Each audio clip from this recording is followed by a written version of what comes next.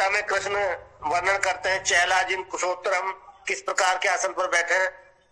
पहले कुशा का नीचे आसन लगाएं, फिर मृग चर्म या ऊनी वस्त्र उसके ऊपर लगाएं, फिर सूती वस्त्र लगाएं। तो जिसके ऊपर बैठा जाता है उसको भी आसन कहते हैं। लेकिन यहाँ जो पतंजलि बात कर रहे हैं वो शरीर की स्थिति की बात कर रहे हैं, क्योंकि बिना आसन के ध्यान नहीं होता और ध्यान के बिना ज्ञान प्राप्त नहीं होता। जो वेदांत दर्शन है हमारा, जिसको ज्ञान की प्रकाष्ठा कहा जाता है, वो कहता है कि भाई ज्ञान कैसे पैदा होगा। तो कहता है ध्यानाच्च, कि ध्यान के द्वारा ज्ञान पैदा होगा। फिर कहते हैं ध्यान कैसे किया जाएगा, तो कहते हैं आसीन संभवात, किसी एक आसन में बैठकर ही संभव है ध्यान। क्यों? क्योंकि चलते फिरते ध्यान नहीं कर सकते आप। शरीर और मन दोनों आपस में जुड़े हुए हैं, एक सिक्के के दो पहलू की भांति। यदि शरीर में चंचलता होगी, गति होगी, तो मन में भी गति होगी, मन भी स्थिर नहीं रह पाएगा। आप कहें कि जी खड़े होकर ध्यान कर सकते हैं, तो आप खड़े होकर देखिए, उसमें भी हमारा मन व्यग्र रहता है शरीर का संतुलन बनाने में। कभी एक पैर के ऊपर आप बल देते हैं, कभी दूसरे पैर के ऊपर आप बल देते हैं, कभी सामने की ओर शरीर झुकता है या पीछे की ओर झुकता है, तो आप बैलेंस बनाते हैं। तो उसमें भी मन में व्यग्रता बनी रहती है। फिर आप कहें कि जी लेट कर ध्यान किया जा सकता है। हाँ, लेट कर ध्यान हो सकता है, लेकिन उसमें नींद आने का जो भी चर्चा हो रही थी, नींद आने का भय रहता है, तमोगुण की वृद्धि हो जाती है, शरीर में भारीपन आ जाता है, उससे निद्रा आ जाती है, तो उसमें ध्यान नहीं किया जा सकता। क्योंकि ध्यान सोना नहीं है, ध्यान है अवेयरनेस, सचेतता, जागरूकता, किसी एक विषय के प्रति पूर्ण रूपे जागरूक होना, जहां है वहीं पूरे के पूरे होना, ये ध्यान कहलाता है। और ये ध्यान फिर बैठकर ही संभव है, क्योंकि बैठकर दोनों बातें हो जाती हैं, स्थिरता भी आ जाती है और निद्रा भी नहीं आती। तो पतंजलि ने यहाँ आसन को उसी रूप में लिया है। क्योंकि ध्यान से पहले की जो हमें समाधि का लक्ष्य है, तो समाधि के परिप्रेक्ष्य में चर्चा कर रहे हैं पतंजलि। तो समाधि के परिप्रेक्ष्य में जब देश काल परिस्थिति के अनुसार आसन शब्द का अर्थ लिया जाता है, तो वहां शरीर की स्थिति जिससे समाधि को प्राप्त किया जा सके। और वो कैसी स्थिति, उसमें आसन की परिभाषा में बताते हैं। 3 ही सूत्र दिए हैं, आपने देखा होगा आसन के उसमें पतंजलि ने सूत्रों में बात की है, बहुत संक्षेप में बात की है, लेकिन बड़ा गूढ़ अर्थ लिए हुए हैं इनके ये सूत्र। उनका स्थिर सुखम आसनम 2 लक्षण बता दिए कि शरीर की जिस स्थिति में आपको स्थिरता प्राप्त होती हो और सुख प्राप्त होता हो, वही आसन है। ये नहीं कि आप बैठे जिसमें देर तक, लंबे समय तक बैठने के पश्चात 5-10 मिनट तो आप हर स्थिति में सुख मिल जाएगा, स्थिर रह पाएंगे। लेकिन देर तक जिस आसन में समाधि लंबे समय तक बैठा रहता है साधक, तो उस स्थिति में आपको स्थिर भी रहे शरीर, जिससे मन में व्यग्रता ना आए, मन में चंचलता ना आए और सुख भी मिले। मान लिया बैठे हुए तो हैं आप, जबरदस्ती बैठ गए हैं किसी स्थिति में शरीर की, लेकिन थोड़ी देर के बाद में शरीर के अंग दर्द करने लगे हैं, तो भी मन में व्यग्रता आ जाती है, तो भी मन में चंचलता पैदा हो जाती है, मन स्थिर नहीं हो पाता, शांत नहीं हो पाता। मन तभी शांत होगा जब शरीर पूर्ण रूपेण शांत हो जाएगा, स्थिर हो जाएगा। क्योंकि एक दोनों का एक दूसरे के ऊपर बहुत गहरा प्रभाव पड़ता है। तो 2 ऐसे महत्वपूर्ण लक्षण बता दिए कि बैठने पर, देर तक बैठने पर आपको स्थिरता प्राप्त होती हो और सुख प्राप्त होता हो, तो उसी को आसन कहा जाता है। और ये आसन कौन से हैं आप जानते हैं, जिनमें स्थिरता और सुख प्राप्त होता है। आसन तो बहुत से हैं, 84 लाख योनियां हमारे यहाँ बताई है, तो 84 लाख योनियों के उतने ही भिन्न भिन्न आसन होते हैं। उनमें 84 आसन प्रमुख बताए हैं, तो 84 आसनों में भी अनेक आसन है। लेकिन जो पतंजलि 2 लक्षण बता रहे हैं, वो कौन से आसनों में प्राप्त होते हैं, सचिन बताइए।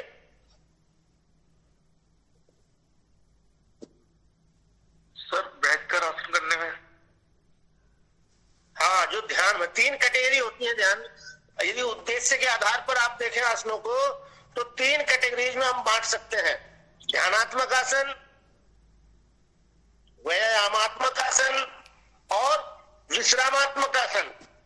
उद्देश्य है हमारा ध्यान प्राप्त करना, ध्यान की स्थिति को प्राप्त करना, समाधि की स्थिति को प्राप्त करना। तो उनमें जो चुने हुए आसन है जिनमें बैठकर ध्यान किया जाता है, जो बाकी आसन है उनको शरीर संवर्धनात्मक आसन या व्यायामात्मक आसन कहते हैं। है वो भी आसन। कई लोग प्रश्न किया करते हैं, आपसे मान लिया मैं ही पूछूं कि भाई जब आसन हुए, आपने परिभाषा दी थी पतंजलि ने कि स्थिरता और सुख जो प्रदान करते हो वो आसन कहलाता है। लेकिन आप मयूरासन में अभ्यास कर रहे हैं मयूरासन का, तो उस समय ना तो शरीर इतना स्थिर रह पाएगा आपका, ना आनंद आ पाएगा, आपको पूर्ण रूप में सुख प्राप्त होगा। या वृश्चिक आसन कर रहे हैं तो फिर उनको आसन क्यों कहा गया? कई बार ये प्रश्न पैदा हो जाता है।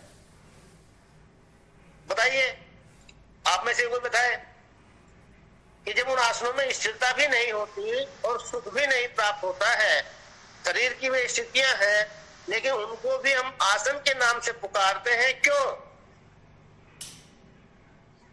संदीप बताओ, तुमने एमएससी की है, एनाटॉमी फिजियोलॉजी अच्छी जानते होगे, तो उनको क्यों आसन कहते हैं?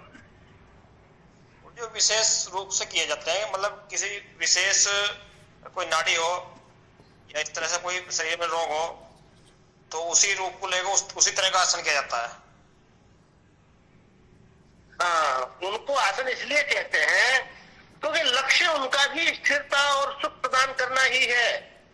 भाई यदि शरीर में कोई विकार होगा, हमारे किसी प्रकार का कोई रोग होगा, तो शरीर स्थिर नहीं हो पाएगा, ध्यानात्मक आसन में भी स्थिर नहीं हो पाएगा, सुख भी प्राप्त नहीं होगा, खांसी आती रहेगी, कमर दर्द करती रहेगी, आपकी घुटना दर्द करता रहेगा। तो इन स्थितियों को दूर करने के लिए हम व्यायामात्मक आसन या शरीर का संवर्धन, जो शरीर का विकास करते हैं, शरीर को दृढ़ बनाते हैं।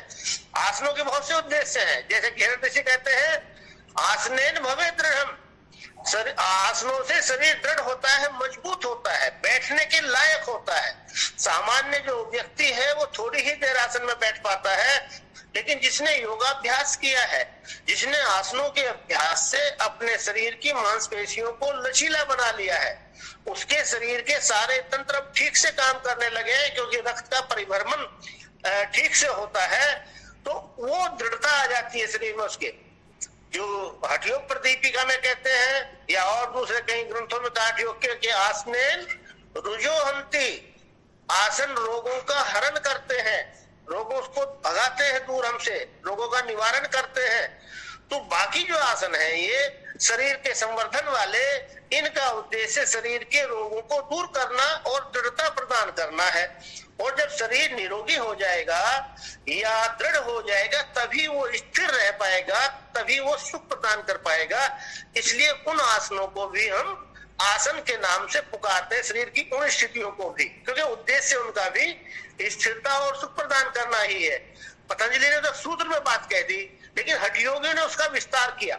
एक प्रकार से आप हठयोग को देखेंगे कि वो योग सूत्र का ही विस्तार है।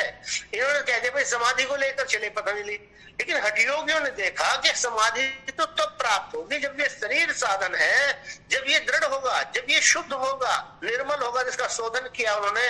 आसनों के अभ्यास से इसमें दृढ़ता लाए, मुद्राओं के अभ्यास से स्थिरता लाए, और धैर्य आदि की प्राप्ति, जो प्रत्याहार धीरता कहते हैं धीरज ऋषि, वो सारी इसलिए हठयोग को विकसित किया गया। तो आसन हमारी अब समझ में आ गया, क्योंकि ध्यान के जितने भी आसन हैं उनमें आप आराम तक लंबे समय तक बैठ सकते हैं, चाहे वो सिद्धासन है, पद्मासन है, स्वस्तिक आसन है, मुक्तासन है, वज्रासन है। इन सब आसनों में हम लंबे समय तक बैठ सकते हैं, देर तक। इसीलिए हमको ध्यान के लिए उपयुक्त आसन माना जाता है, और इसीलिए उनका नाम ध्यानात्मक आसन रखा गया।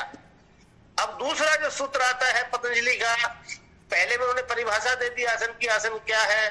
अब अगले में वो विधि बताते हैं आप कि किस प्रकार हमें आसनों का अभ्यास करना चाहिए। आजकल की भांति नहीं कि कंपटीशन की तैयारी के लिए जबरदस्ती खींचते जा रहे हैं शरीर को।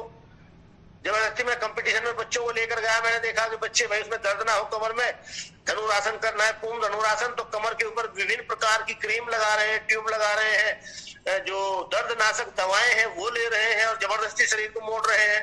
नहीं, वो तरीका ठीक नहीं है। वो हानिकारक है। शरीर को कभी भी कोई हानि हो सकती है और लंबे समय तक फिर आप बीमार बने रह सकते हैं। आजकल का बहुत से बच्चे आते हैं, खिंचाव आ गया है मसल्स में, और मसल्स में खिंचाव के पश्चात वो लंबे समय तक दर्द करती रहती है, उन्हें वैसा अभ्यास बच्चे नहीं कर पाते। पतंजलि ने जो विधि बताई है वो पूर्ण रूपेण स्वाभाविक विधि बताई है। वो कहते हैं प्रयत्न शैथिल्य अनंत समापत्तिभ्याम। जो प्रयत्न है, एफर्ट है आपका, वो कम से कम हो, बिल्कुल शिथिल हो, जबरदस्ती नहीं। आज आपके इतने ही पैर ऊपर उठते हैं हलासन में, तो इतने ही उठाइए, यहीं तक रोक कर रखिए। अभ्यास निरंतर कीजिए, जो पतंजलि ने बताया था, मैं अभ्यास के उसमें बताया था आपको कि सत्तु दीर्घ काल निरंतरीय सत्कारा से भी तो दृढ़ भूमि। अभ्यास कब दृढ़ होगा? जब उसमें 3 बातें होंगी, लंबे समय तक निरंतर श्रद्धा और विश्वास के साथ में किया जाएगा, वो अभ्यास दृढ़ होगा। आज यहाँ तक पैर उठे, कल ऊपर उठेंगे, परसों और ऊपर उठेंगे, फिर सीधे फिर पीछे जमीन पर चले जाएंगे, पूरे पैर आपके पीछे लग जाएंगे। लेकिन कैसे? धीरे धीरे, कोई अपनी ओर से जबरदस्ती नहीं। फिर दूसरी बात क्या कही? अनंत समापत्तिभ्याम। आप अनंत में मन को लगाएं उस समय, तो उससे धीरे धीरे आपको सुख की प्राप्ति होने लगती है। जब तक मैंने क्लास ली है, मैं लगभग 17-18 वर्ष प्रैक्टिकल की क्लास ली, तो मैंने कभी भी जबरदस्ती किसी बच्चे को नहीं कराया। मेरा आसन कराने का अलग सिद्धांत होता था। मैं शरीर, प्राण और मन, इन 3 का समन्वय ही योगाभ्यास कहलाता है। यदि इन तीनों का समन्वय नहीं है तो आप कैसे ही आसन करें, वो योगाभ्यास नहीं हो सकता। फिजिकल एक्सरसाइज हो सकती है। आसन हम कब कहेंगे उसको? जब आसन के साथ साथ, शरीर के साथ साथ आपका प्राण भी व्यवस्थित हो रहा है, प्राण भी उसी अनुरूप चल रहा है जैसी स्थिति है शरीर की, और मन भी या तो अनंत में, अनंत 2 चीजें हैं, या तो परमपिता परमात्मा है या आकाश है, वहां आपका मन एकदम से नहीं लग सकता है। तो उस स्थिति में अपने मन को अपने शरीर के अंगों के ऊपर केंद्रित करके रखिए, तब जाकर वो आसन कहलाता है। मान लीजिए आप हलासन कर रहे हैं, तो हलासन में जैसे ही आप पृथ्वी के गुरुत्वाकर्षण के विपरीत अपने शरीर को उठाते हैं, तो नियम है आपको श्वास लेते हुए पृथ्वी के विपरीत अपने शरीर को उठाना चाहिए। अब अपने दोनों पैरों को आपने मिलाया, मन आपका एकदम साथ है, देख रहा है, मन के द्वारा आप देख रहे हैं मेरे पैर दोनों सीधे हैं, पैरों के एड़ी पंजे मिल गए हैं, दोनों अंगूठे एक दूसरे को छू रहे हैं। सारी हर एक एक्टिविटी को किस मसल्स के ऊपर कहाँ क्या प्रभाव पड़ रहा है, किस स्थिति में, वो सारा जब आप मन को एकाग्र करते हैं शरीर के ऊपर, अब आप धीरे धीरे पैर ऊपर उठाते हैं, कोई जबरदस्ती नहीं, कोई जल्दबाजी नहीं, लयबद्ध रूप में स्मूथली पैरों को ऊपर ले जाते हैं, और निरंतर मन शरीर के अंगों के ऊपर घूम रहा है, चेतना देख रहे हैं किस मसल्स के ऊपर क्या प्रभाव पड़ रहा है। धीरे धीरे उठाते जा रहे हैं, श्वास लेते जा रहे हैं, क्योंकि शरीर को ऊपर उठा रहे हैं। फिर आपने सीधा कर लिया, अब यहाँ भी आपको अपने मन के द्वारा देखते रहे, फिर धीरे धीरे आपको वापस पीछे पैरों को सिर के पीछे जमीन पर ले जाना है, तो गुरुत्वाकर्षण के ओर जाना है। तो तब हम श्वास निकालते हुए जाते हैं, पृथ्वी की ओर आते हैं, तो धीरे धीरे श्वास निकालते हुए पैरों को सीधा रखते हुए आप पीछे ले जा रहे हैं, लेकिन निरंतर चेतना आपके शरीर के अंगों पर घूम रही है। कहाँ क्या प्रेशर पड़ रहा है, पेट में दबाव आ रहा है, रीढ़ में खिंचाव आ रहा है, पैरों के पीछे खिंचाव है, गले के ऊपर दबाव बनने लगा है, ये हर चीज को आप ऑब्जर्व करते हुए जा रहे हैं। और धीरे धीरे आपने पंजे अपने पैरों के पीछे जमीन से लगा दिए। अब आपने यहाँ रोका, आपने तो रोकने के समय भी निरंतर आपकी चेतना आपके शरीर के अंगों पर घूमते रहे। इस आसन में कहाँ कौन से अंग के ऊपर क्या दबाव पड़ रहा है, कहाँ पर खिंचाव है, कहाँ पर दबाव है, ये निरंतर आप मन के द्वारा अनुभूत करते जा रहे हैं। और फिर जब वापस आएंगे अपनी यथाशक्ति रुकने के पश्चात, तो फिर भी झटके से नहीं आना है, झटके से आपका कि मन कहीं और है और शरीर कहीं और है, प्राण की कोई और स्थिति है, नहीं। फिर आपको धीरे धीरे पैर ऊपर उठाने हैं, तो श्वास लेते लेते फिर आपने सीधे पैरों को किया, तो शरीर को ऑब्जर्व करते रहे, प्रत्येक मांसपेशी को। फिर आप सीधे आए और फिर धीरे धीरे जब डाउन आए पृथ्वी की ओर, तो फिर श्वास निकालते हुए धीरे धीरे पैरों को पृथ्वी पर ले आए। जितना धीमे करेंगे, जितना प्रयत्न शिथिल होगा, उतना ही स्थिर प्रसन्नता भी होगी और उतना ही सुख भी मिलेगा। ये टेक्निक जो मैंने आपको आज बताई है, इसको आप अपने अभ्यास में जोड़कर देखिए, करके देखिए, थोड़े समय में ही आपको आसन में स्थिरता आने लगती है। लंबे समय तक भी 2-3 मिनट तक, 4 मिनट तक, मैं कई बार कभी कभी आसन करता हूँ, रोज नहीं करता। कभी जब मन में आता है, कोई दिखता है यार पेट भारी हो गया, चलो शरीर भारी हो गया, थोड़ा अभ्यास करके देखें। लेकिन उस स्थिति में भी मैं 1 सप्ताह के अंदर अंदर ही 3-4 मिनट तक एक आसन में रुक जाता हूँ। मान लें मैं वक्रासन ही कर रहा हूँ, तो मैं लगभग 100-150 तक श्वास पर श्वास का जाना, अंदर श्वास का बाहर आना, ये देखता रहता हूँ और उस आसन में बना रहता हूँ। क्योंकि जबरदस्ती नहीं, और मन को निरंतर शरीर के साथ रखे तो ध्यान बन जाता है आपका। ही पूरे ध्यान के साथ जब आप आसन करते हैं तो मजा आने लगता है आसन को करने में। आपको स्थिरता भी अपने आप आती चली जाती है, जो पतंजलि ने बताया था, और सुख भी अपने आप आता चला जाता है।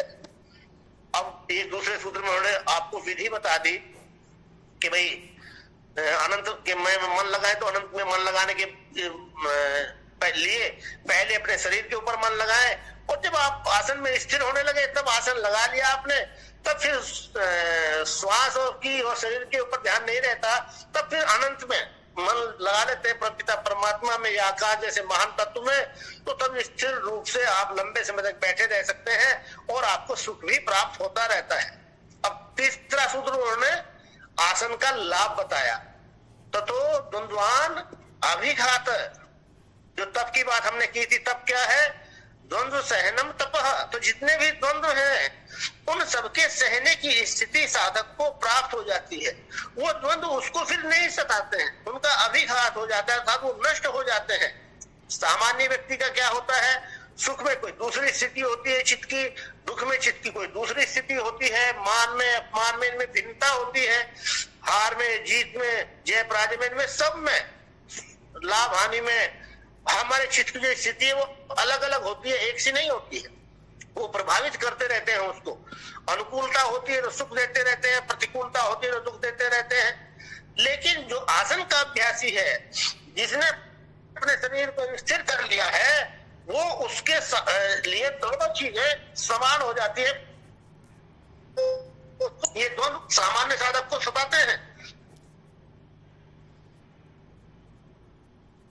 ऐसी कम मानी जाती है जब 1.5 घंटे से लेकर 2-3 घंटे तक, 3.5 घंटे तक साधक एक ही स्थिति में बैठा रहता है। अब उसको ये आसन ऐसी स्थिरता और सुख दे देते हैं, इतनी चित्त में शांति आ जाती है कि फिर वो बाकी चीजें उसके लिए कोई मायने नहीं रखती, समान हो जाती है सारी की सारी चीजें। इसीलिए एक एक आसन के करने से ही साधक समाधि की स्थिति को प्राप्त कर लेते हैं। एक आसन है जो सिद्धासन मैंने अभी नाम लिया था, आसनों का राजा बताया है सारे ग्रंथों में उसको, तो उससे उत्तम आसन नहीं है। क्यों?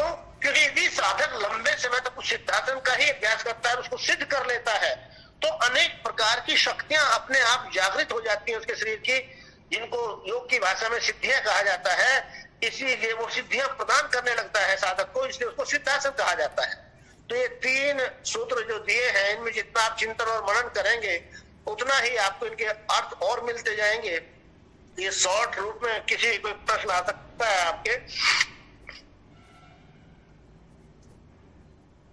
उसमें मान लिया वो आसन की विधि पूछ सकते हैं, आसन का लाभ पूछ सकते हैं, तो आप अपना पढ़ेंगे तो कुछ ज्यादा इसमें विशेष वैसा नहीं है, समझ में आ जाएगा आसानी से आपके, तो उसका आप वहां आंसर दे सकते हैं। अगला है प्राणायाम। प्राणायाम से क्या समझते हैं? प्रतीक बताइए।